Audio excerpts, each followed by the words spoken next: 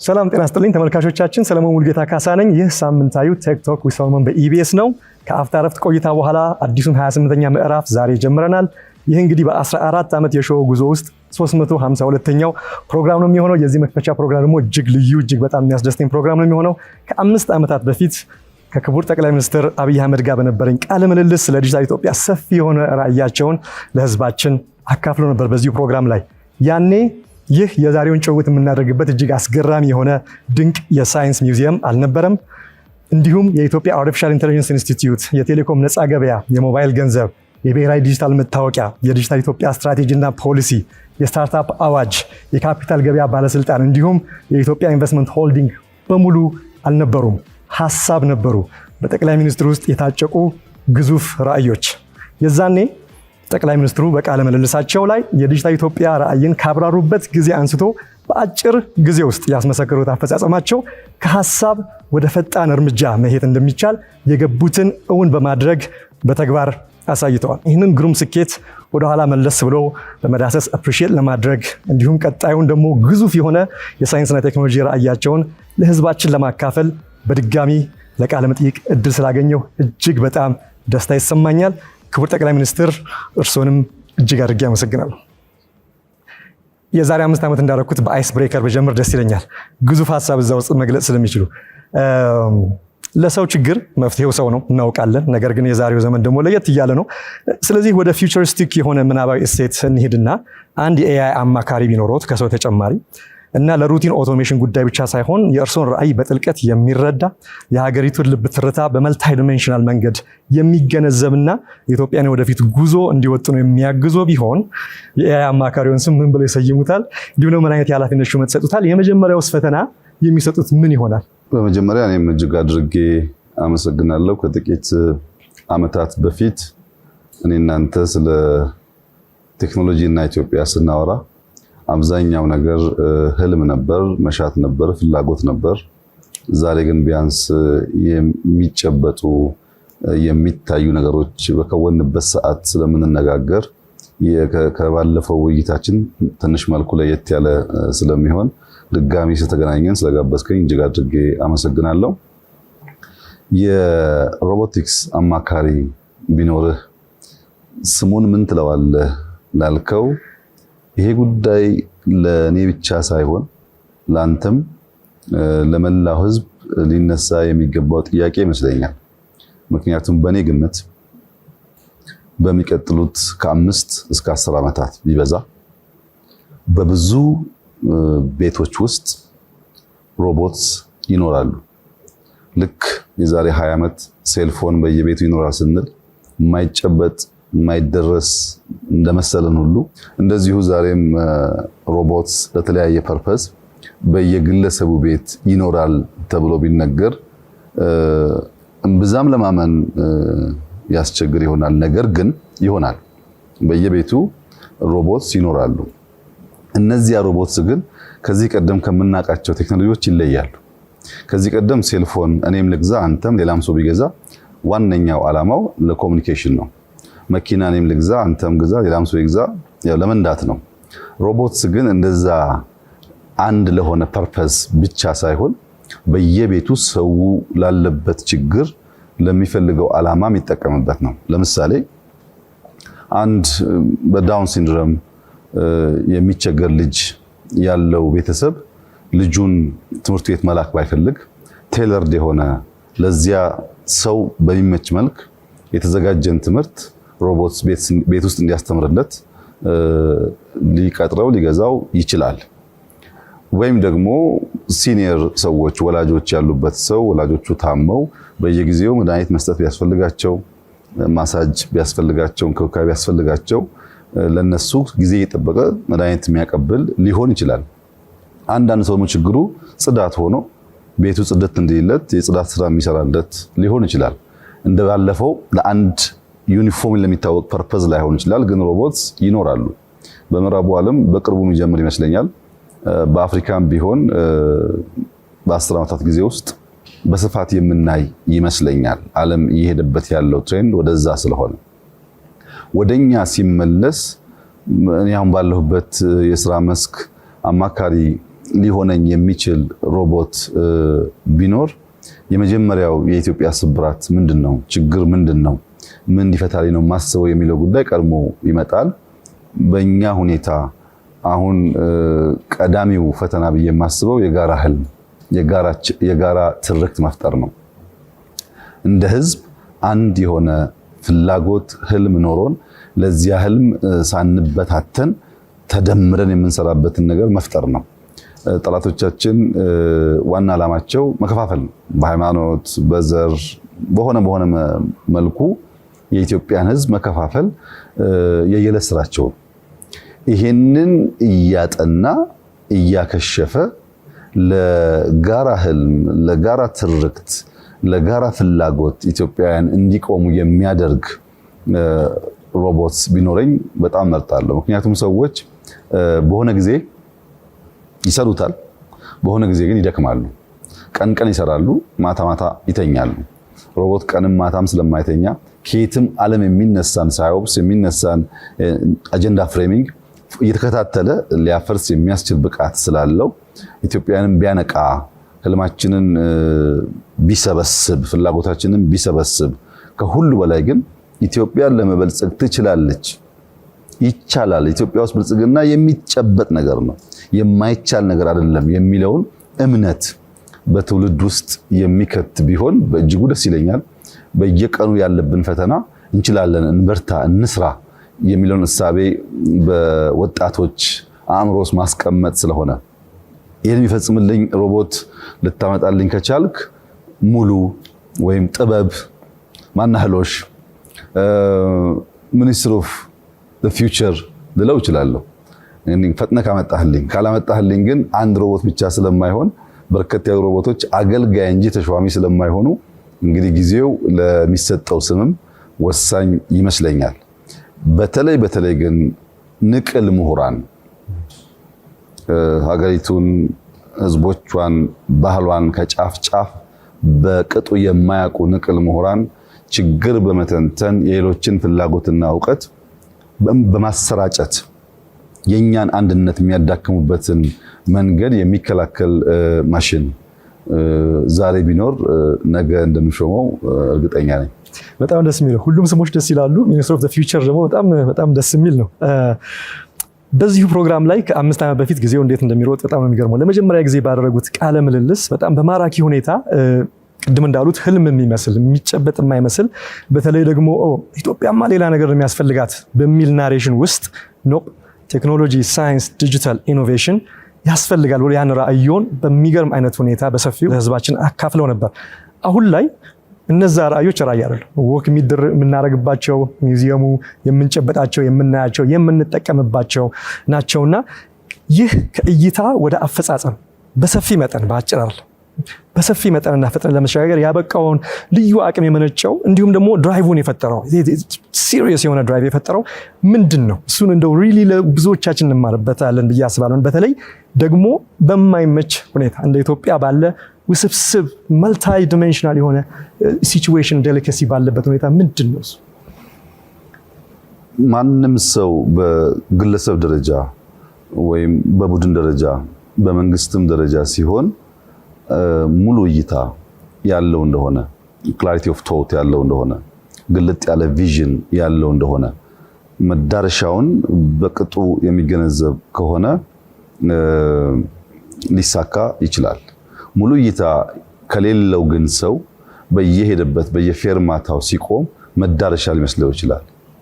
በየቦታው እንቅፋቶች፣ አስተናካዮች፣ የሚጎትቱ የሚያቆሙ ነገሮች ሲፈጠሩ ይህ ነበር መዳረሻዬ ብሎ እንዳያስብ ቀድሞኑ ሳይጀምር መዳረሻውን የሚያቅ ቢሆን፣ መጨረሻውን የሚያቅ ቢሆን፣ ጨርሶ የሚጀምር ቢሆን እና አክሽን ካለ ስኬት ይከተላል። በእኛ ሁኔታ እኔ እናንተ ስንነጋገር ያኔ መደመር መጽሐፍ ወጥቶ ነበር። በመደመር መጽሐፍ ውስጥ አንድ ሰብ ቻፕተር የሚያወራው ቴክኖሎጂን በሚመለከት ነው። እዚያ ላይ አንኳር ከተነሱ ሐሳቦች አንደኛው ዘግይተን ስለደረስን የምናገኘው አድቫንቴጅ አለ፣ ሌት ካሜራ አድቫንቴጅ አለ፣ መጠቀም አለብን ይላል። በሌላ መንገድ ደግሞ በሪቨርስ ኢንጂነሪንግ የተመረተን ምርት ያለን ዕውቀት ዲጂታል ስኪል በማሳደግ መጠቀም እንችላለን ይላል። ነገር ግን እነሱ ሲሰሩ እኛ መከተል ብቻ ሳይሆን በአንዳንድ ቴክኖሎጂካል መስክ ሊፕፍሮግ ማድረግ እንችላለን፣ መስፈንጠር እንችላለን ብሎም መደመር ያስቀምጣል። እንግዲህ መበልጸግ ስንል ፕራይመሪሊ በዛ እሳቤ ውስጥ 4 ኮር ነገሮች የያዘ ነው። አንደኛው ሃርድዌር ነው። ሃርድዌር ሲባል የኮምፒውተሩ ብቻ ሳይሆን ማንኛውም ኢንፍራስትራክቸር ማለት ነው። ኢንፍራስትራክቸር የምንፈልገውን ነገር ለማሳለጥ የሚያግዝ መሰረት ስለሆነ ሃርድዌር ግንባታው ያስፈልጋል። ያ ሲሟላ ለመበልጸግ እንደ አንድ አንኳር ፒላር ይወሰዳል። ለምሳሌ መንገድ ሊሆን ይችላል፣ ኤሌክትሪክ ሊሆን ይችላል፣ ቴሌኮሙኒኬሽን ፔኔትሬሽን ማሳደግ ሊሆን ይችላል፣ ዳታ ሴንተር መገንባት ሊሆን ይችላል። ሃርድዌር አጠቃላይ ማለት ነው። ሁለተኛው ግን የመበልጸግን መከወን የሚያሳየን ነገር ሂውመን ዌር ነው። ሰው መገንባት አለበት። ያን ለመጠቀም፣ ለማሳደግ፣ ለማሻሻል፣ ለመጠበቅ የሚያስችል ብቃት ሰው ውስጥ መፈጠር አለበት። ሂውመን ዌር ካልተገነባ ሃርድዌሩ ብቻ ኢንፍራስትራክቸሩ ብቻውን ብልጽግናን አያረጋግጥም። ሃርድዌሩና ሂውመን ዌር ባሉበት ደግሞ ኢንፎ ዌር ያስፈልጋል። አሁን የኢንፎርሜሽን ዘመን ነው። በእያንዳንዷ ኢንፎርሜሽን ውስጥ ሰዎች ቢሊየን ያጣሉ፣ ያገኛሉ። በዚህ ጊዜ ውስጥ ኢንፎርሜሽንን ጀነሬት ማድረግ፣ አኩሙሌት ማድረግ፣ ፕሮሰስ ማድረግ የሚያስችል አቅም መፍጠር ያስፈልጋል። ኢንፎዌር ያስፈልጋል ማለት ነው። የነዚህ ሁሉ መቋጫ አራተኛው ግን ኦርጋንዌር። ኦርጋንዌር ከሌለ በስተቀር ኦርጋናይዜሽን ካልተፈጠረ፣ ኢንስቲትዩሽን ካልተፈጠረ፣ ተቋማዊ አቅም ካልሆነ፣ ሰዎች ሲገቡና ሲወጡ ከሰዎች ጋር የሚቆም የሚፈርስ ከሆነ የተሟላ የራዕይ ስኬትና ብልጽግና ሊመጣ አይችልም። እንግዲህ ያኔ ስንነጋገር ከነበረው የመስፈርት መመዘኛ ውስጥ አንዱ ዕውቀትና እውነትን እንዴት ነው የምናየው? ትልቁ ችግር ያለው እውነትና ዕውቀት የሚመዘኑበት ሚዛን ነው። እውነት የስምምነት ውጤት ነው። ሰዎች በሆነ ጊዜ የሚያውቁት እውነት ሊቀየር ይችላል። በሆነ ጊዜ ያላቸው ፕራዮሪቲ ሊቀየር ይችላል። በሆነ ጊዜ ያላቸው ፍላጎት ሊቀየር ይችላል። አለባበሳቸው፣ አመጋገባቸው፣ አነጋገራቸው፣ ውሏቸው ቋሚ አይደለም። እያደጉ ሲሄዱ ሞር ኤክስፖዝ እየሆኑ ሲሄዱ አዲስ ፍላጎት እያዳበሩ ይሄዳሉ። በሆነ ጊዜ የነበራቸው መሻት ወይም ትክክል ያሉት ነገር ሁሌ አይቀጥልም። ዕውቀት ስንል ግን ዕውቀት ማለት ሰዎች በማንበብ ብዛት፣ በማየት ብዛት አንድን ችግር አይተው በመተንተን ብዛት የሚወሰን አይደለም። ዕውቀት ማለት ችግር ፈቺ ማለት ነው። አወክ ማለት አንተ ችግር ፈታህ ማለት ነው። ችግር ለመፍታት በቅጡ ፕሮብለም አናላይዝ ማድረግ፣ አፕሪሺየት ማድረግ ያስፈልጋል። መሰረት ነው። ያን ካደረግክ በኋላ ግን በአክሽን ወደ መፍትሄ ነው መሄድ ያለብህ። ዕውቀት ችግር እስካልፈታ ድረስ በዕውቀት መስፈርት ውስጥ ሊታይ የሚያስችል ብቃት አይኖረው። ነገርየውን በመተንተናችን በመናገራችን ብቻ አይሆን። ለምሳሌ ግሪን ዎሽ እና ግሪን ሌጋሲን በውድድር እንመልከት። ዓለም ላይ የኢንቫይሮንመንት አጀንዳ፣ የግሪን ትራንዚሽን አጀንዳ የሳር ቅጠሉ ነው። የሁሉም ሀገራት የመሪዎች፣ የአዋቂዎች፣ የተመራማሪዎች ሁሉ አጀንዳ ነው። አስተውለ ከሆነ በየ2 ዓመቱ ኮፕ እየተባለ የሚዘጋጅ ስለ ኢንቫይሮንመንት የሚወራበት ኮንፈረንስ አለ። እኔ እንኳን 2 ጊዜ ተሳትፌያለሁ እና በእነዚህ ኮንፈረንሶች ላይ በጣም በብዙ ሺህ የሚቆጠር ሰው የሚሳተፈው፣ በጣም በርካታ መሪዎች ይገኛሉ። ብዙ የሚያማምሩ ንግግሮች ይደረጋሉ፣ ብዙ ሰልፎች ይደረጋሉ። አንድም ሰው ችግኝ አይተክልም። የምናወራው ስለ ኢንቫይሮንመንት ነው። ብዙ ንግግር ነው የሚደረገው፣ ግን ፕራክቲካሊ አክሽን የለም።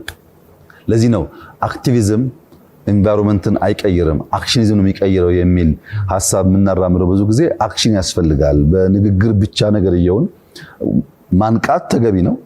ማንቃት ግን ማድረግ ከሌለበት ብቻውን ዋጋ የለውም እና የኛን ግሪን ሌጋሲ ከግሪን ዎሽ ጋር አወዳድረን ብንመለከት እኛ 25 ቢሊዮን ችግኝ እንተክላለን ብለን 32 ቢሊዮን ችግኝ ተከል። የለም 50 መድረስ እንችላለን ብለን ባለፈው ዓመት 40 ቢሊዮን ችግኝ ደርሰናል። በዚህ ዓመት ወደ 7 እና ከዚያ በላይ ቢሊዮን ችግኝ ዝግጅት እያደረግን ነው። በዚህ ክረምት ምን ጀምረው ማለት ነው እና አጠቃላይ ጊዜው የሚያልቀው ከ1 ዓመት በኋላ ነው። ያኔ 53 54 55 ቢሊዮን ችግኝ ኢትዮጵያ ብትተክል ከዚህ ውስጥ 10ሩ አልጸደቀም ቢባል 40 45 ጸደቀ ማለት ነው።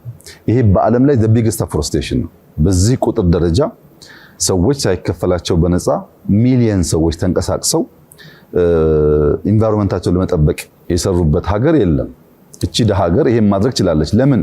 አይዲያ፣ ሐሳብ በተግባር በዲቮሽን በመስራት ብቻ ነው የሚጨበጠው የሚል እምነት ስለነበረ እና ሌላውም ስራ በዚህ መንገድ እናልማለን። ያን ትልቁን ህልማችንን በጊዜ ባለን ሀብት ልክ ቆራርጠን እናቅዳለን። ያቀድነውን ግን በመተግበር ነው። የትኛውም የኛ ኢኒሼቲቮች ገብተን በመስራት በማሰራት ነው የሚከወነውና በዚያ መንገድ ነው። እንዳልከውም በጣም በርካታ ነገሮች በተለይ ቴክኖሎጂ በሚመለከት ዲጂታል ኢትዮጵያ 2025 ምናልባት 100% የተሳካ እቅድ ሊባል ይችላል።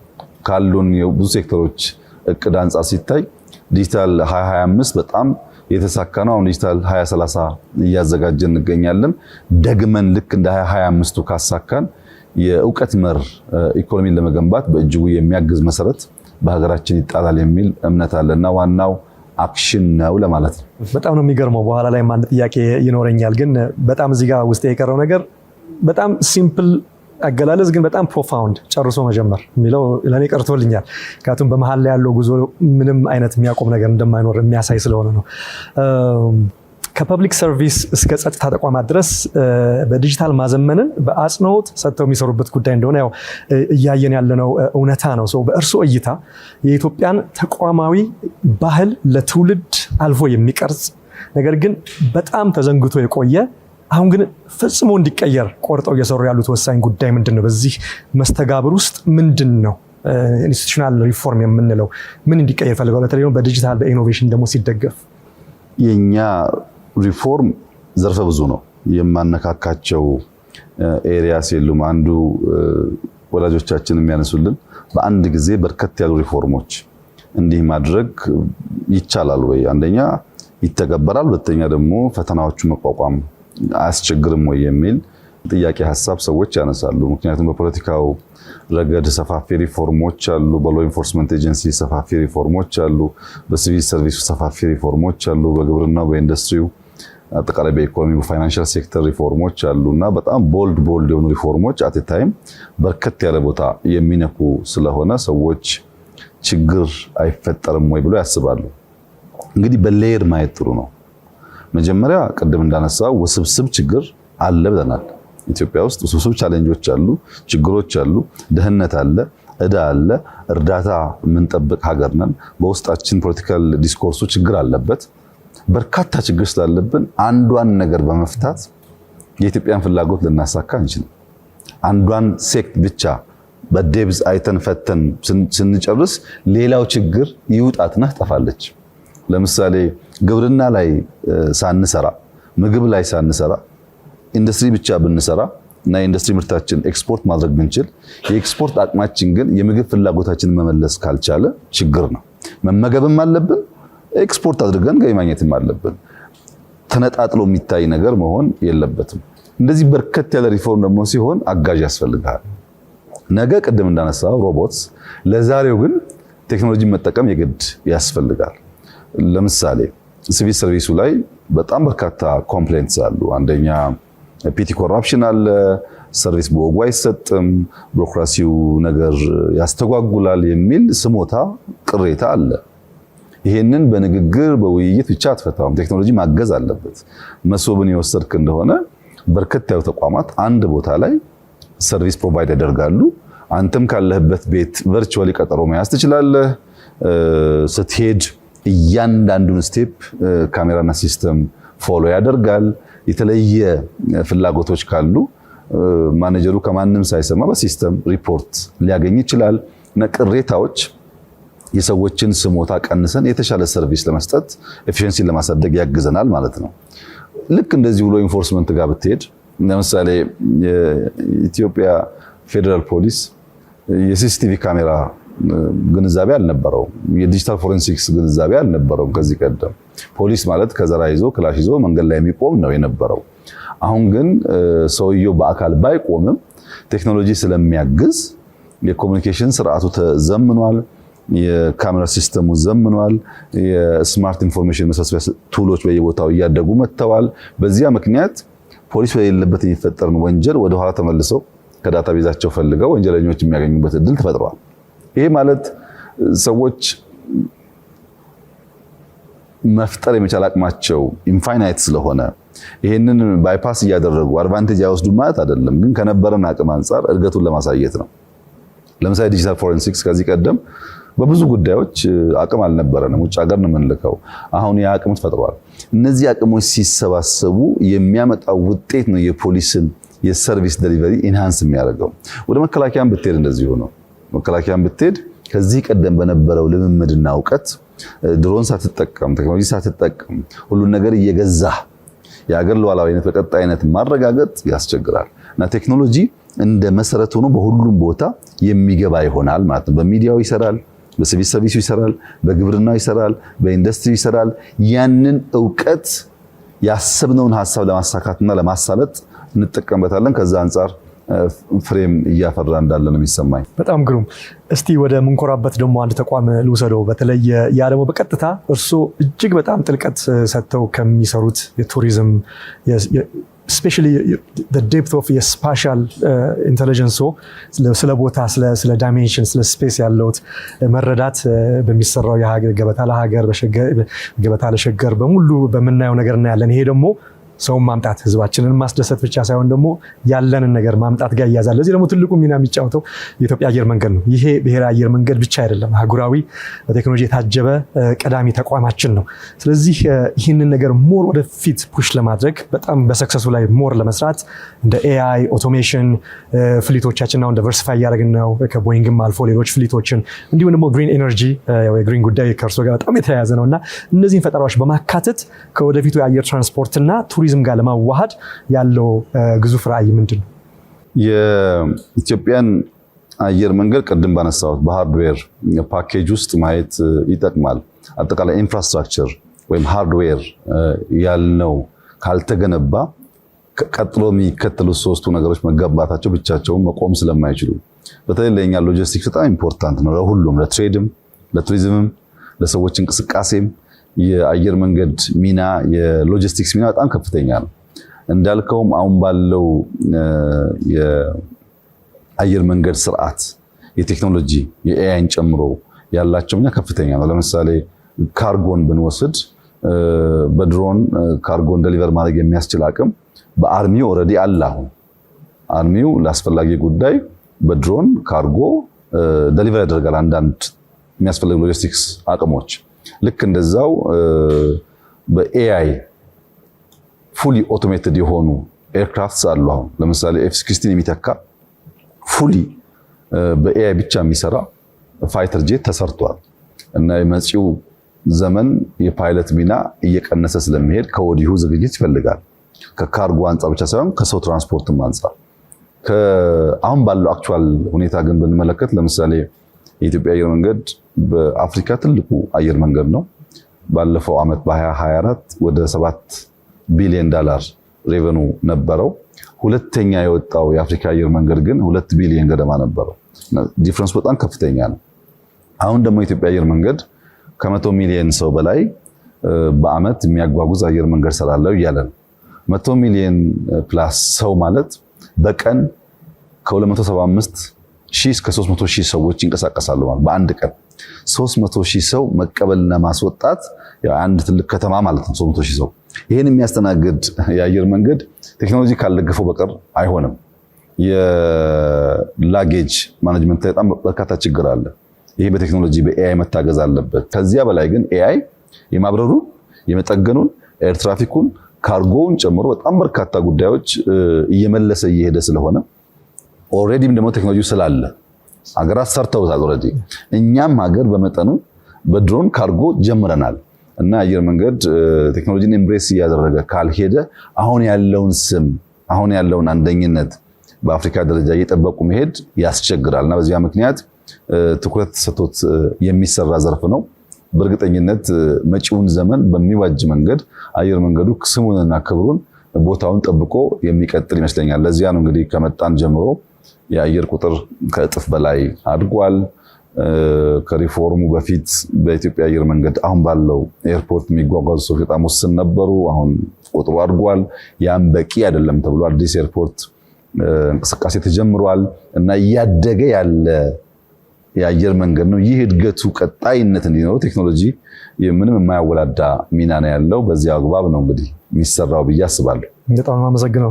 በሀገራችን እንግዲህ እጅግ ጥበቃ ከሚደረግላቸው ዘርፎች አንዱ ቢሆንም የእርስዎ አስተዳደር በድፍረት የኢትዮጵያ የቴሌኮም ዘርፍን ለነፃ ገበያ ውድድር ከፍቷል። ይህ እንግዲህ ከሆነ ዓመታት እየተቆጠሩ ነው። በዚህ ሂደት ውስጥ ምን አይነት ተግዳሮት አጋጥሞት ነበር? ለረጅም ለ120 ምናምን ዓመት ተዘግቶ የነበረ ሴክተር ስለነበረ ማለት ነው እና ከዛ ተግዳሮት ባሻገር ደግሞ አሁን ላይ ያመጣው ትሩፋትስ ምንድን ነው? ከዚሁ ጋር እያይዘን በሌሎች ዘርፎች ላይ ምን አይነት ደፋር እርምጃዎችን እንግዲህ እንጠብቅ ከእርሱ? ኢትዮ ቴሌኮም እድሜ ጠገብ ተቋም ነው። መቆየቱ ብዙ ጥቅም አግኝተንበታል። ነገር ግን የሲስተም ፌለር አንዱ መገለጫ መንግስት ከውድድር ውጭ በሆነ መንገድ ተቋማትን እያቆየ ሲሄድ እና ሌሎችን እየከለከለ ሲሄድ እድገት ይገታል። ከለውጡ በፊት የኢትዮጵያ ሞባይል ፔኔትሬሽን 37 ሚሊዮን ገደማ የነበረው ዛሬ 91 ሚሊዮን ደርሷል። በጥቂት ዓመታት ውስጥ 100 ዓመት መቆየቱ ሳይሆን በጥቂት ዓመታት ውስጥ ቁጥሩ በጣም አድጓል።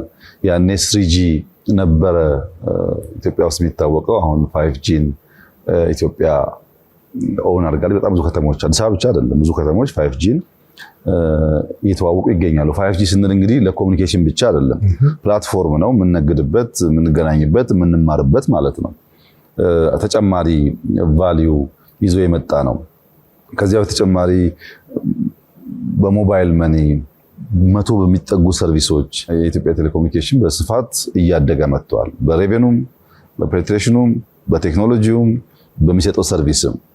ያ የሆነበት ምክንያት የኛ ሰው ካነቃኸው፣ የኛ ሰው ውድድር እንዳለ ካሳየኸው የመስራት አቅም አለው ማለት ነው። ኢትዮጵያ አየር መንገድ በአፍሪካ የሚወዳደር ከሆነ ኢትዮጵያ ቴሌኮም በአፍሪካ ሊወዳደር ይገባዋል። በአፍሪካ የዛሬ 3-4 ዓመት the most expensive ቴሌኮም ነው የሚባለው። አሁን በአፍሪካ the cheapest ቴሌኮም ኢትዮጵያ ቴሌኮም ነው። በዋጋ አንጻር በሰብስክራይበር ቁጥር አንደኛ ነው። በአፍሪካ አንደኛ የሆነው ዋጋ ጨምረን ሳይሆን ዋጋ ቀንሰን ነው። ይሄን ያመጣው ውድድር ነው።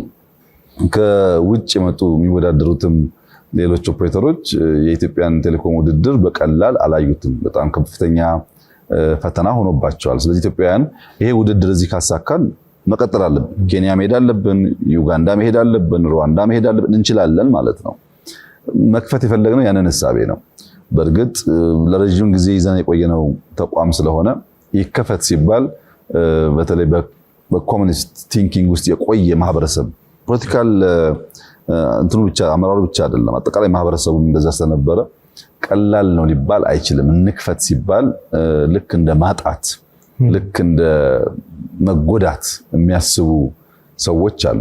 ግን በመክፈት ያደጉ ሀገራት ለምሳሌ አሜሪካን ብትወስድ አሜሪካውን ሁሉም ከውጭ ሀገር የመጡ ዜጎች ወደ ሀገራቸው ይመለሱ ብትል አሜሪካ የሚባል ሀገርና ኢኮኖሚ የለም ማለት ነው። ስትከፍት ስትወዳደር ጉዳት ብቻ የሚታያቸው ሰዎች አሉ። ሪስክ አለው። ሪስኩን ማኔጅ ካደረግን ግን ውጤት ይመጣል የሚል እምነት ነበረን። በዚያው ልክ ፈተናው የምትገምተው ነው፣ ጩኸቱ የምትገምተው ነው። በድፍረት ነው የገባንበት።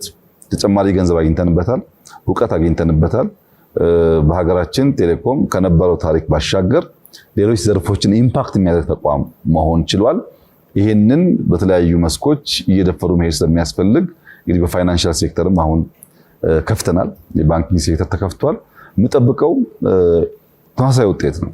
ኢትዮጵያውያን ብዙ ሰዎች የሚችሉ ሰዎች አሉን፣ ልምምዶች አሉን። ፊራችንን ገቨርን አድርገን ማኔጅ አድርገን ከሰራን ተወዳድረን በሀገራችንም በአህጉራችንም ውጤታማ መሆን እንችላለን የሚል እምነት ነው ያለኝ። እንግዲህ በማንኛውም አዳዲስ ህሳቤ ውስጥ ሁልጊዜም ተቃርኖ አለ፣ ፈተና አለ። አይቻልም፣ አይከወንም፣ አይተገብርም የሚል ሀሳብ አለ። ያ ደግሞ ሪስክን እየለኩ መድፈር ይፈልጋል። በዛው አግባብ ነው የሄድነው። ውጤቱም እንግዲህ ያው አንተም እንደምታየው የተሻለ ነው ማለት ይቻላል። በጣም ግሩም። ክቡር ጠቅላይ ሚኒስትር፣ እዚህ ጋር ቴሌኮም ላይ ያለው አንድ ሀሳብ ከእርሶ ጋር እንደው የእርሶ ሀሳብ ባገኝ ደስ ይለኛል። ቴሌኮም ተቋማችን እንዳሉት እጅግ በጣም አመርቂ የሆነ ምርታ ውስጥ ገብተዋል። አንዳንድ ወገኖች አሁንም በተለይ በገጠራማው አካባቢ ያሉ ወገኖቻችን ዩኒቨርሳል አክሰስ እስቲል የኢትዮጵያ ችግር ሳይሆን የአፍሪካም ችግር ሆኖ ተግዳሮት አለ። ለዛ ደግሞ አንዳንድ መፍትሄዎች አሉ። አሁን ያለው ላይ የሚያግዝ ያልደረሰላቸውን የሚደርስላቸው አይነት ሁልጊዜ ወደ ልብ የሚመጣው በፕሮግራም ላይ ስለ ቴክኖሎጂ ከቨር ያደረግኩት የስታርሊንክ ጉዳይ ነው። የኤላን መስክ ስታርሊንክ በተለይ ሪሞት ኤሪያ ላይ ላስት ማይል የምንለው ላይ በመሄድ አንዳንድ አፍሪካ ሀገሮችም ሙከራውን እየወሰዱ ጥሩ ነገር ይታያል እና እንዲህ ያለ ነገር ኮላቦሬሽን ቢኖር ኢትዮጵያ ለዛ ነገር ክፍት የምትሆን ይመስሎታል? በተለይ በገጠር ያለውን ወገናችን አድርጎ እርሻው፣ ጤንነቱ፣ ትምህርቱ እነሱንም ይዞ መሄድ ስላለበት ብዬ ስላሰቡ ማንኛውንም አዳዲስ ሀሳብና ቴክኖሎጂ እየለኩ እየመዘኑ ኢምብሬስ ማድረግ አስፈላጊ ነው። የስታርሊንክ ሀሳብ እኛም ጋር ይነሳል፣ እንነጋገርበታለን። ጥቅሞቹን ማክሲመም መጠቀም እንፈልጋለን። የሚያስከትለውን ጉዳቶች ደግሞ እንዴት እንደምንከላከል ዝግጅት ይፈልጋል። ከዚህ ቀደም ስንነጋገር የምንከውናቸው ነገሮች ስናስቀምጥ ቀድሞ በቂ ዝግጅቶች ነበሩ፣ በፖሊሲም በተቋምም በሰው ኃይልም። እንደዚህ አይነት ዝግጅት በሌለበት ሁኔታ ከአንተ በጣም የራቀ ቴክኖሎጂ በሚመጣበት ሰዓት የሚያስከትላቸው አደጋዎች አሉ። ዋናው ችግር ዳታ ነው። ዳታ ሶቨሪን ዌልዝ ነው። ዳታ በጣም ኤክስፔንሲቭ ሀብት ነው። ይሄንን እንዴት አድርገን ነው ሶቨሪን ዳታ ቤዝ ኖሮን ሶቨሪን ክላውድ ኖሮን የምንጠብቀው የሚለውን ነገር ካልተዘጋጀን በቀር የራሱ የሆነ ችግር አለበት። ከዚያ በመለስ ስታርሊንክ ብቻ እኮ አይደለም። አሁን ሳተላይት እኮ እንጠቀማለን፣ ፋይበር ኦፕቲክስ እንጠቀማለን፣ ልክ እንደነሱ ማለት ነው። መሰረተ ልማቱ ያው ነው። ግን በዚያ መሰረተ ልማት ስትጠቀም አሁን ስታርሊንክ ኢትዮጵያን በቀላሉ ከቨር ስለሚያደርግ በሚኖርበት ሰዓት ከዚህ ቀደም የነበሩትን ኢንፍራስትራክቸሮች አውቶማቲካሊ በውድድር ይጥላቸዋል። አብዛኛውን ዳታ የመቆጣጠር አቅም አለው። ያ ዳታ የት ይሆናል? እነዚህ ጉዳዮች ከተመለሱ ቴክኖሎጂን ኢምብሬስ ማድረግ፣ ተደራሽነትን ማስፋት፣ ፐሪፈሪ ኤሪያስ ሪሞት ኤሪያ ያሉ ዜጎቻችን ቴክኖሎጂ እንዲጠቀሙ ማድረግ የኛም ፍላጎት ነው። አማራጭ መንገዱ አንድ አይደለም።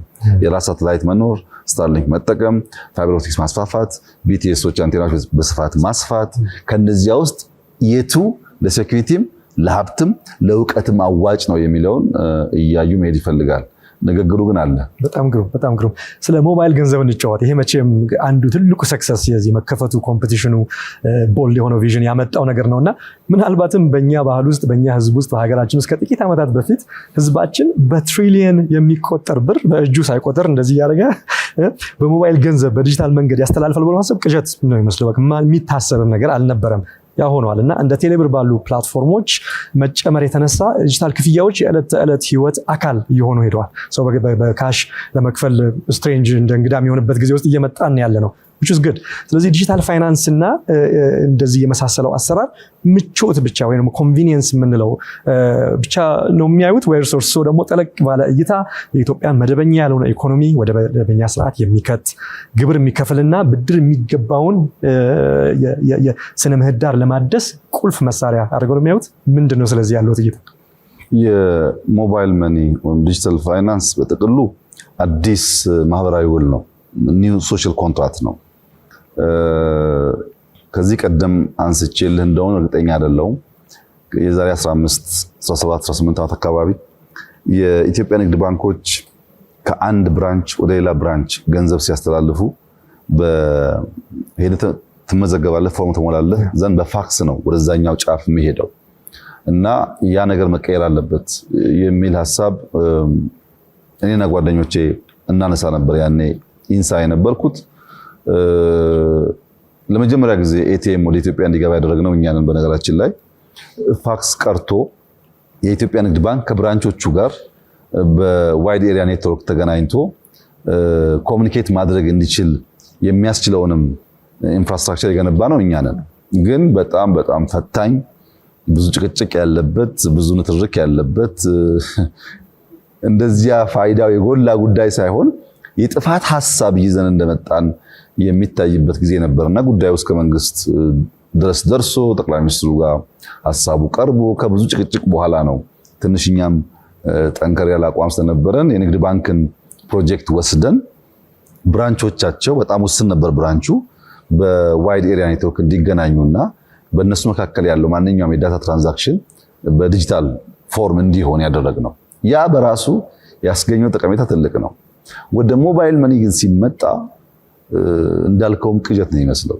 የዛሬ 5 ዓመት 6 ዓመት ሰው ለእናቱ ለአክስቱ ለእህቱ ገንዘብ መላክ ቢፈልግ ቢደውልላት ልጄ በአልኮ ደረሰ ረሳኸኝ እንዴ ብላው ግዴለም ልክልሻለሁ ካለ በኋላ ታክሲ መያዝ አለበት፣ ባንክ መሄድ አለበት፣ ወረፋ መጠበቅ አለበት፣ ፎርም መሙላት አለበት፣ ከዛ ብር ቆጥሮ እንዳልከውም ብሎ መስጠት አለበት። ከሰጠ በኋላ ግን ከሆነ ጊዜ በኋላ ደውሎ ደረሰሽ ወይ አልደረሰም፣ እሷ ደግሞ ሄዳ መጠየቅ አለባት ባንክ ቤት። አሁን ስልክ እያወራ ብር እኮ የለኝም እያለች ንግግራችሁ ሳይጠናቀቅ በደቂቃ ውስጥ የምትፈልገውን አማውንት መላክና እዛው ደርሶኛል ቴንኪው ልትባል ትችላለህ። ይሄ ከኤፊሽንሲ አንጻር ያለው ጠቀሜታ በጣም በጣም ከፍተኛ ነው።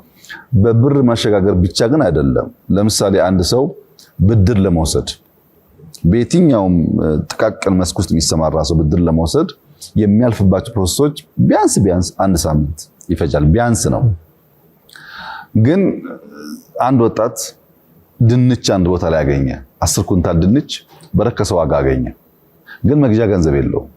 ቨርቹዋሊ አሁኑ መበደር በአንድ ሰዓት መበደር ቢችል እና ድንቹን ገዝቶ ከተማ ቢወስድ እጥፍ ማትረፍ እየቻለ ብዙ ብር ማትረፍ እየቻለ አንተ ለማበደር የምትወስደው ጊዜ ቀናት የሚወስድ ከሆነ ድንቹ ይበላሻል፣ ነገሩ ተበላሸ ማለት ነው።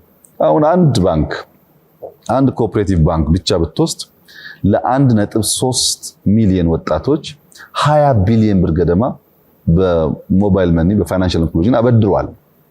ይሄ ሁሉም ባንኮች አግሬሲቭሊ ከሰሩ ቢሊየንስ ኦፍ ዶላርስ ማበደር የሚያስችል አቅም አለን ማለት ነው። ያ ካፒታል ሐሳብ ወዳላቸው ፍላጎት ወዳላቸው ጉልበት ወዳላቸው ሰዎች ሲፈስ ምን ያክል ቦታ ስራ እንደሚፈጥር፣ ስንት ኪስ እንደሚሞላ፣ ስንት ጓዳ እንደሚያብስ ማሰብ ትችላለህ። ሰው ሐሳብ እያለው በገንዘብ እጥረት ምክንያት ሐሳቡን ሊጨነግፍ ይችላል። እና ሞባይል መኒ እንደ አዲስ ማህበራዊ ውል የሚወሰደው በኤፊሽንሲ ብቻ አይደለም። ካሽን የመጠቀም ፍላጎታችን መቀነሱ ብቻ ሳይሆን ብዙ ትርፋማ የሚያደርጉ ሴክተሮችን ነካክቷል እና በጣም ትልቅ እመርታ ነው። ዛሬ 51 ሚሊዮን ሰው ገደማ በሞባይል መኒ ኢትዮጵያ ውስጥ ይጠቀማል። 51 ሚሊዮን ፖፑሌሽን ያላቸው የአፍሪካ ሀገራት ጥቂት ናቸው እና ከአንድ ሀገር ሙሉ ፖፑሌሽን በላይ ህዝብ ነው የሚጠቀምበት። ደግሞ ሞባይል መኒ በጣም ለየት የሚያደርገው ኢንተርኔት ዲፔንድ ያደረገ አይደለም። ኢኮኖሚያችንን ኢምፓክት እያደረገ ነው። ቢዝነሳችንን ኢምፓክት እያደረገ ነው። የሰዎችን ላይፍ እያቀለለ ነው። እንደዚህ ያለ ጠቃሚ ቴክኖሎጂዎችን ብሬስ እያደረጉ መሄድ ያስፈልጋል ብዬ በእጅጉ አምናለሁ። በጣም ቢዩቲፉሊ ፑት። በተለይ ሶሻል ኮንትራክት ነው አዲሱ ሶሻል ኮንትራክት በደንብ በዲጂታል ካፕቸር ሲደረግ የሚያመጣው ትሩፋት በተለይ አሁን ክሬዲት ሂስትሪ ቢልድ ማድረግ የመሳሰለው። ስለዚህ አንድ ሰው አምኜ ባበድረው የሚለውን ፕሮፋይል መገንባት ከተቻለ አሁን ያሉት ብድር መጠን እየጨመረ እየተመለሰ የሚሄድበት ሁኔታ አለና በጣም በጣም ግሩም ነው። እንግዲህ በእርሶ እይታ ከራእዩ ውስጥ አንዱ ግዙፍ ወደምለው እኔም በጣም ወደምወደው ቶፒክ ነው የሄደው የአርቲፊሻል ኢንተለጀንስ ጉዳይ ነው። አንድ ሪፖርት ሳይ ነበር ይህን ዝግጅት እያዘጋጀው እና ከኤአይ ውስጥ አንዷ ዘርፍ እንኳን ወጥታ ጀነሬቲቭ ኤአይ በአግባቡ ጥቅም ላይ ቢውል በአፍሪካ ውስጥ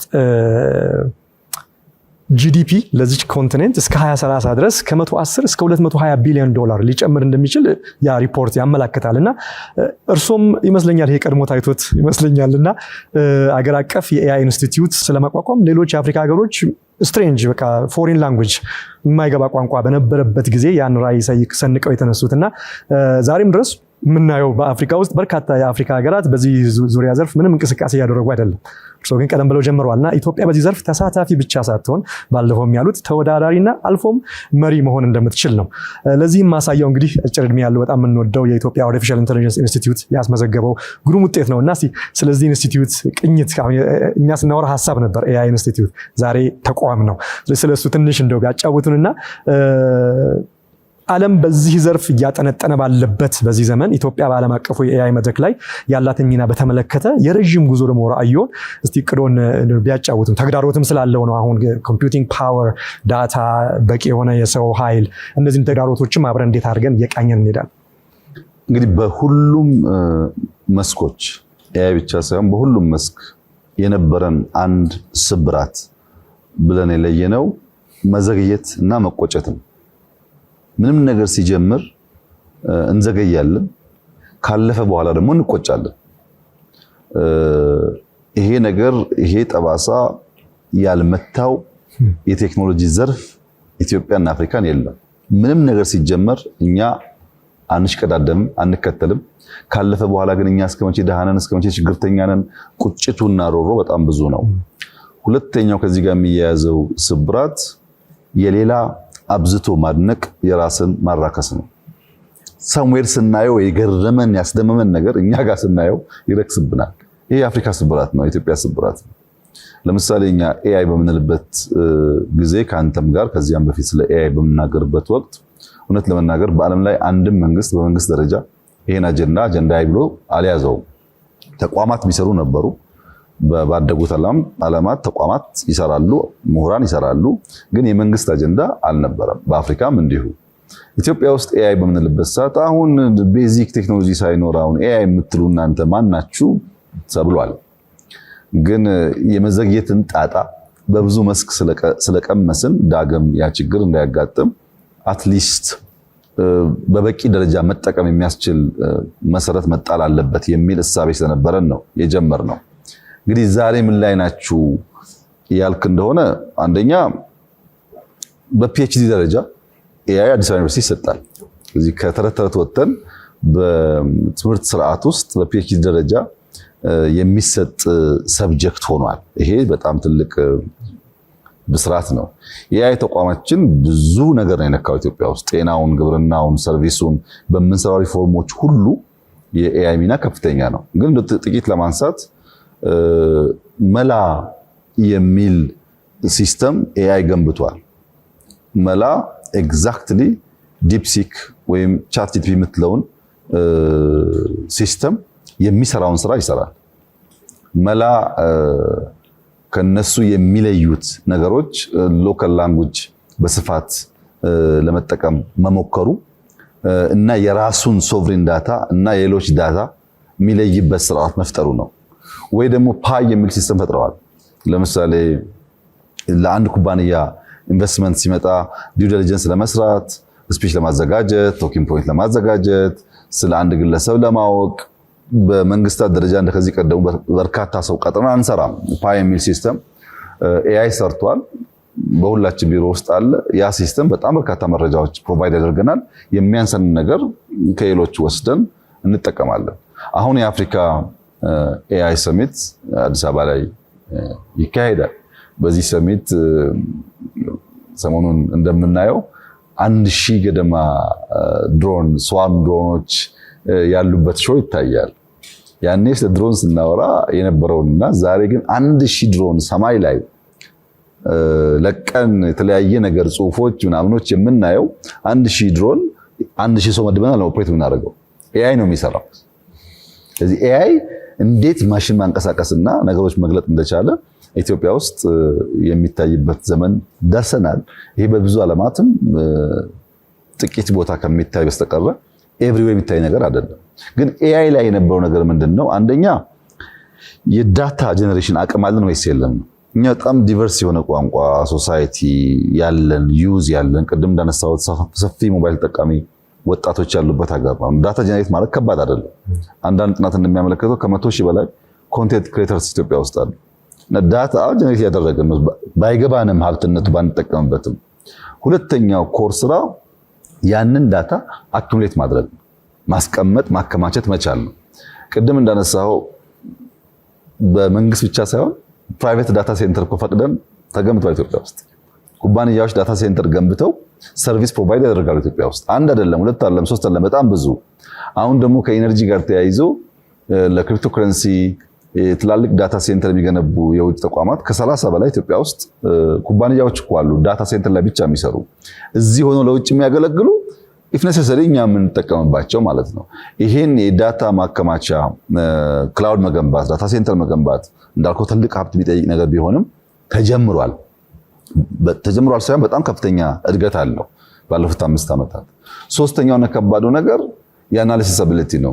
እንዴት ያንን ዳታ አናላይዝ ማለት ትችላለህ? እንዴት ፌች አድርገህ የምትፈልገውን መረጃ ትወስዳለህ ነው። በኤአይ ዘመን ትልቁ ችግር የመጠየቅ አቅም ነው። 10 ሰው ወይም 20 ሰው ክላስሩም ውስጥ ኖሮ ለ20ችን አሳይመንት ቢሰጠንና ኤአይውን ብንጠይቀው አንድ አይነት መልስ አናገኝም። የእያንዳንዱ ሰው መልስ ይለያያል። ለምን? በኤአይ ዘመን ውስጥ ዋናው ነገር የምትፈልገውን ነገር ማወቅና አንጥረህ መጠየቅ ነው።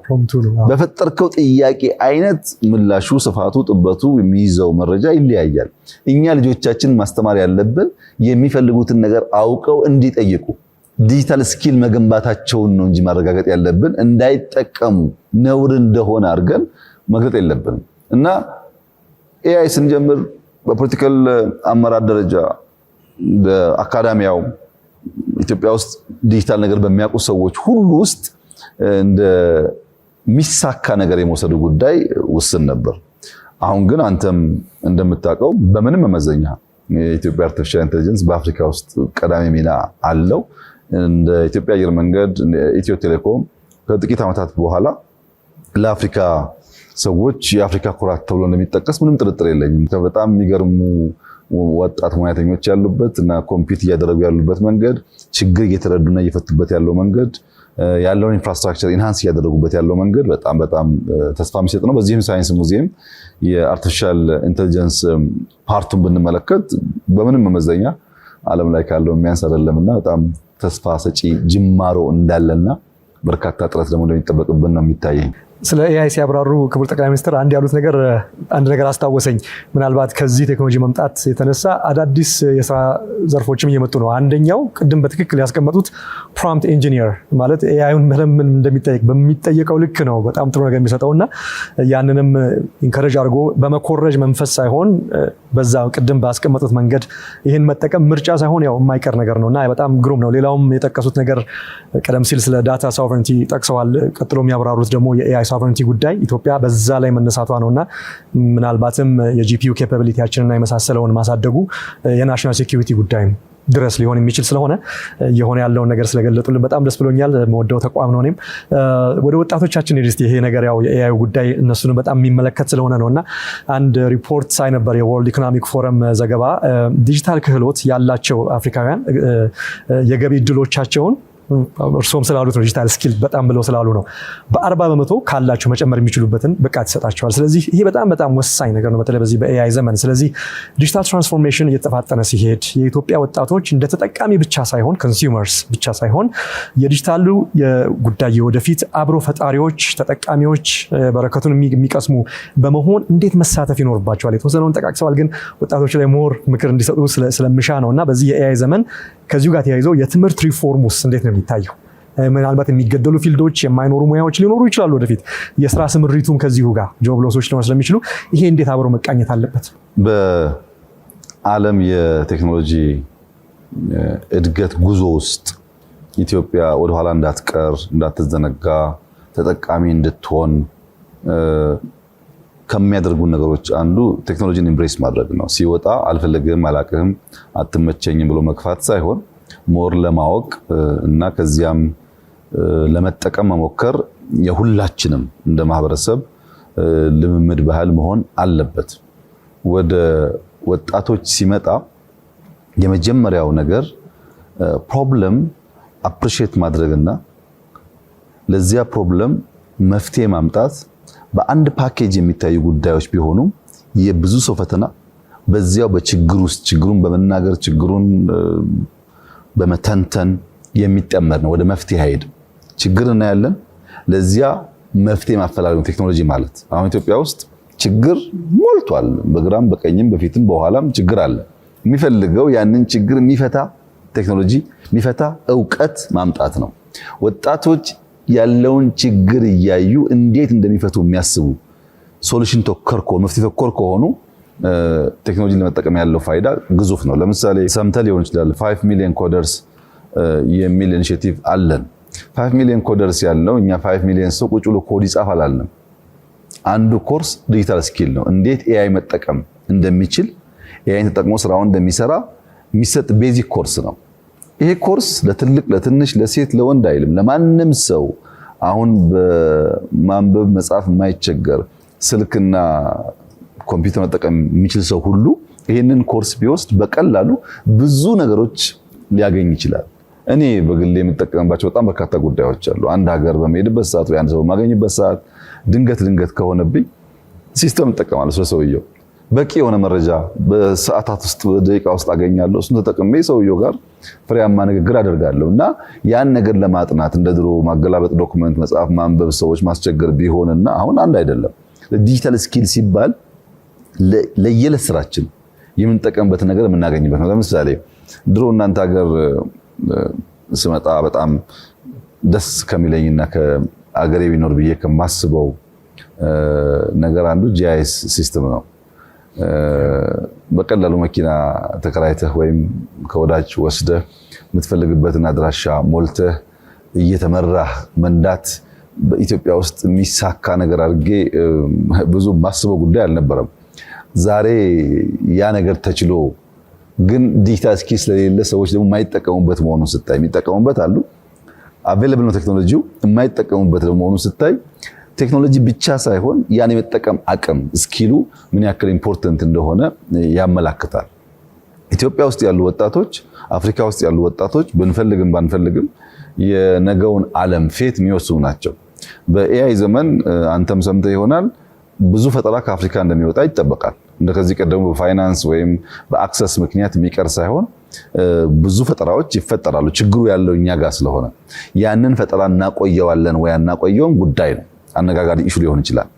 ግን ፈጠራ ምንም ጥርጥር የለውም በመጪው ዘመን አብዛኛው ፈጠራ የሚካሄደው አፍሪካ ውስጥ ነው። ወጣቶች አሉ የሚሞክሩ የሚዳፈሩ እና ደግሞ ችግር በየቦታው የሚያዩ ያን ለመፍታት በሚያደርጉት ጥረት ውስጥ በጣም ብዙ እውቀት ጀነሬት እንደሚያደርጉ ይጠበቃል። እና ወጣቶች መሞከር አለባቸው፣ መፍትሄ ተኮር መሆን አለባቸው፣ ሲያድጉ አሳዳጊ መሆን አለባቸው። ከፍ ሲሉ ወደ ላይ ጎታች እንጂ ወደ ታች ደፋቂ መሆን የለባቸው። እነዚህን አቲቲዩድስ እስከገነቡ ድረስ ለማወቅ ሁሌ ለመማር ትምህርት አያልቅም፣ ትምህርት አይበቃም።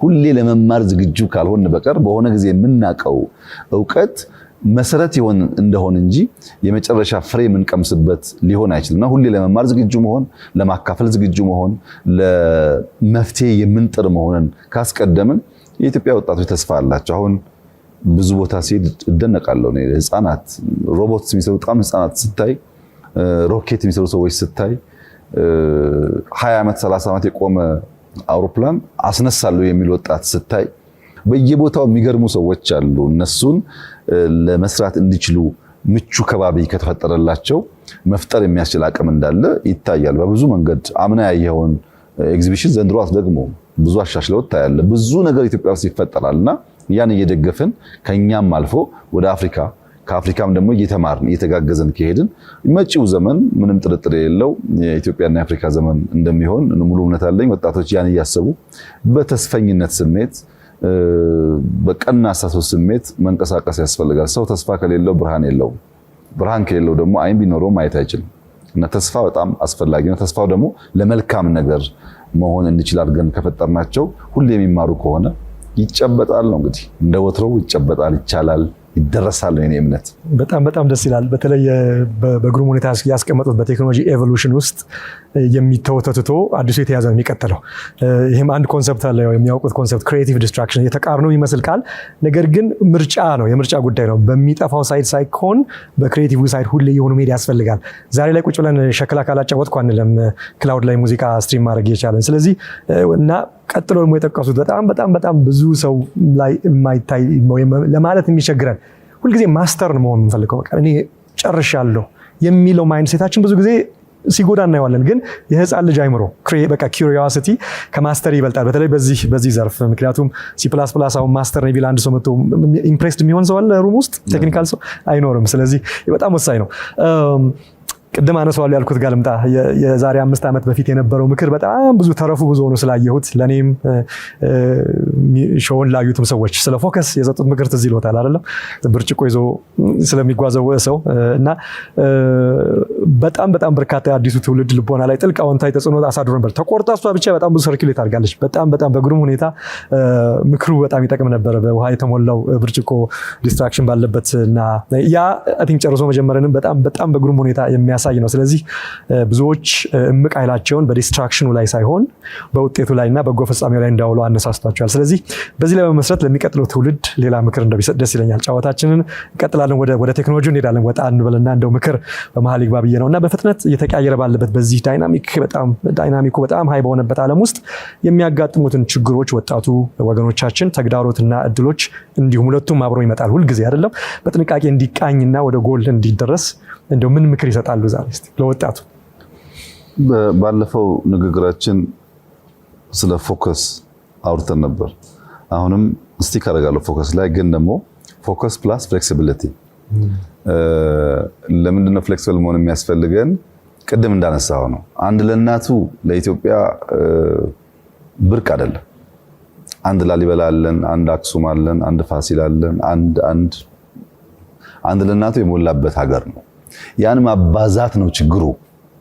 አንድ የተፈጠረ ነገር አሻሽሎ አዘምኖ በየቦታው ማርከስ ማብዛት ነው ችግሩ እንጂ ከዚህ ቀደምም ቢሆን ኢትዮጵያ ውስጥ የተሞከሩ ሙከራዎች አንዳንድ ሆነው ቀላል ቦታ የሚሰጣቸው አይደሉም። ለምሳሌ ተቋም ኢትዮጵያ አየር መንገድን መገንባት የቻለ ሀገር ለምንድን ነው የውስጥ ተቋማት ያልገነባው የሚል ጥያቄ ፕላስ ኦር ማይነስ 99% ኢትዮጵያውያን ነው ማኔጅ የሚያደርጉት የሚያስተዳድሩት። ኢትዮጵያውያን ያንን ከቻሉ ለምንድን ነው ሌላውን ቦታ መሰል ተቋም ያልፈጠር ነው? በሁሉ መስክ አንድ ለእናቱ የሆነበት ምክንያት ቅድም እንዳልከው አንድ ነገር ስናቅ በቃ ስታክ እናደርጋለን። ለምሳሌ በ60ዎቹ ፖለቲካ በሰባዎቹ የተሳተፉ ሰዎች ያኔ የሚያውቁትን ታክቲክ ያኔ የሚያውቁትን ኖሃው ዛሬ አፕላይ ማድረግ ይፈልጋሉ። ቴክኖሎጂው ተቀያይሯል። እነሱም የማይገባቸው በጣም በርካታ ነገሮች ተፈጥረዋል። ከዛ ጋር አብረው ሳይማሩ አብረው ሳያድጉ እነሱ ቆመው ግን አሁን ያለውን ዓለም በዚያ ጊዜ በነበራቸው እውቀት መወሰን ይፈልጋሉ። ፍሌክሲቢሊቲ ከጠፋ ለመማር ያለ አቅም ለማደግ ያለ አቅም ይወሰናል። ፎከስ በጣም ኢምፖርታንት ነገር ነው። ፎከስ ሆነን አንድ ነገር ከተማርን በኋላ ግን ያ የዓለም መጨረሻ ነው ብለን ማሰብ የለብንም። ፍሌክሲብል መሆን አለብን። የማናውቃቸው ጉዳዮች እንዳሉ ማሰብ ያስፈልጋልና ወጣቶች በውስጣቸው በጣም የታመቀ ጉልበት አለ። ወጣትነት በገንዘብ ልትገዛው የምትችለው ነገር አይደለም። ኃይል አለው፣ ኢነርጂ አለው። ያ ኢነርጂ፣ ያ ኃይል፣ ያ የመፍጠር አቅም፣ ያ የማድረግ አቅም ምን ላይ ይውላል ነው። ለምሳሌ እድሜያቸው ጠና ያሉ ሰዎች በቀን 30 ደቂቃ 40 ደቂቃ ቢንቀሳቀሱ በቂ ሊሆን ይችላል ከእድሜያቸው የተነሳ። ወጣቶች ግን ለምን በአንድ ሰዓት ይወሰናሉ? ብዙ ጊዜ በመንቀሳቀስ ፊዚካሊ ፊት መሆን ብቻ ሳይሆን ብዙ ነገር ኦብዘርቭ ማድረግ አለባቸው። በዛ ኦብዘርቬሽን ውስጥ እውቀት ስለሚመጣ ማለት አሁን ኦብዘርቭ ስታደርግ ፎከስ ካላደረግ ያንም ስለምታይ እውቀት አይቀርልህም። ብዙ መረጃ ነው ያለው። የምትፈልገውን ለይተህ ማወቅ አለብህ። ፎከስ የሚያስፈልገው እሱ ላይ ነው። ያየኸው ነገር ደግሞ የዓለም መጨረሻ እና ደግሞ ፍሌክሲብል መሆን ያስፈልጋል እና ወጣቶች ያላቸውን ጉልበት ያላቸውን የተከፈተ አእምሮ፣ ጭንቅላት፣ ኢነርጂ መልካም ነገር በማድረግ ለአንድ ሰው ጥቅም በሚሰጥ ነገር ላይ በማዋል ቢጠቀሙ በጣም ጠቃሚ ነው ብዬ አስባለሁ። አሁን ባለንበት ዘመን ቀደም ብዬ እንዳነሳሁት ትልቁ ችግር አጀንዳ ፍሬሚንግ ነው። ስለፈለከው ጉዳይ አጀንዳ ክሬት አድርገህ ትዳር ታፋታለህ፣ ሀገር ታናውጣለህ፣ ብሔርን ከብሔር እምነትን ከእምነት ታጋጫለህ። ዓለም እንደዛ ሆኗል። ይሄ የዲጂታል ኤጁ ያስከተለው ጣጣ አለ። ከዚህ ቀደም የምናውቀው ፖለቲካ፣ የምናውቀው ውጊያ፣ የምናውቀው ሚዲያ አሁን በብዙ ቴክኖሎጂ ተጭኖታል፣ ተቀያይሯል። በዚህ ጊዜ ውስጥ የሰማነው ነገር ሁሉ ትክክልና እውነት ነው ብሎ ወደ አክሽን የሚገባ ሳይሆን አናላይዝ ማድረግ የሚችል ባላንስ ማድረግ የሚችል ከተለያዩ ሶርሶች መረጃ ትሪያንጉሌት ማድረግ የሚችል ቢሆን ጠቃሚ ነው ብዬ አስባለሁ። ስለ ብዙ ጠቃሚ ነገሮች የምሰማቸው ወሬዎች እና ሰው ኢንተርቴን የሚያደርግበት ደረጃ ይገርመኛል በብዙ ጉዳዮች። ግን ተስፋ የማደርገው እንዳልኩህ ጨርሶ የመጀመር ልምምድ ስላለ ባለቀ ነገር ውስጥ ትውልድ አይቶ ይፈርደዋል በሚል ይታለፋልና ወጣቶች ሚስ እንዳያደርጉ ለመማር የሚንቀሳቀሱ የሚያዩ ፍሌክሲብል የሆኑ ማኑቨር ማድረግ የሚችሉ የሚሰሩት ማንኛውም እንቅስቃሴ ግን ሰው ለመርዳት ለመጥቀም ሰው ለማንሳት እንዲሆን በቀና መንፈስ ተስፈኞች ቢሆኑ ህልመኞች ቢሆኑ ጥሩ ነው ብዬ አስባለሁ። በጣም ብዙ የሚገርሙ ወጣቶች ኢትዮጵያ ውስጥ ግን አሉ። የሚገርሙ ከዚህ ቀደም ስራ ስንሰራ የማታ ሽፍት አያስፈልግም ኢትዮጵያውያን አይሰሩም ተብሎ ነበር። አዲስ አበባ ላይ ጀመር። ጅማ ሄደን ስንጀምር ጅማማ ሰው ከጫት ላይ ተነስቶ ስራ አይሰራም ተባለ። አሁን የማታ ሽፍት ወጣቶች ቀጥሎ ይሰራሉና እድሉ ካለ ቶሎ የመማርና የማደግ ፍላጎት ያላቸው በጣም በርካታ ወጣቶች አሉ። ባለን የወጣት ቁጥር ልክ ግን ማደግ ይኖርበታል ብዬ አስባለሁ። ክቡር ጠቅላይ ሚኒስትር በአጭሩ ፋይዳው ምንድን ነው? የፋይዳ ዘርፈ ብዙ ነው። ራዕዮና ጉዞ ውስጥ በጣም ወሳኝ ብለው እንደ ሌጋሲ የሚያስታውሳቸው እርምጃዎች የትኛዎቹ ነው ብለው ያስባሉ? በሳይንስ ሙዚየም ሊያስታውሱ ይችላሉ። በአርቲፊሻል ኢንተለጀንስ ሊያስታውሱ ይችላሉ። በሰርት ሊያስታውሱ ይችላሉ። የመጀመሪያው ሳተላይት ወደ ሰማይ ወጣችው በእኛ ጊዜ ነው። በስፔስ ቴክኖሎጂ ሊያስታውሱ ይችላሉ።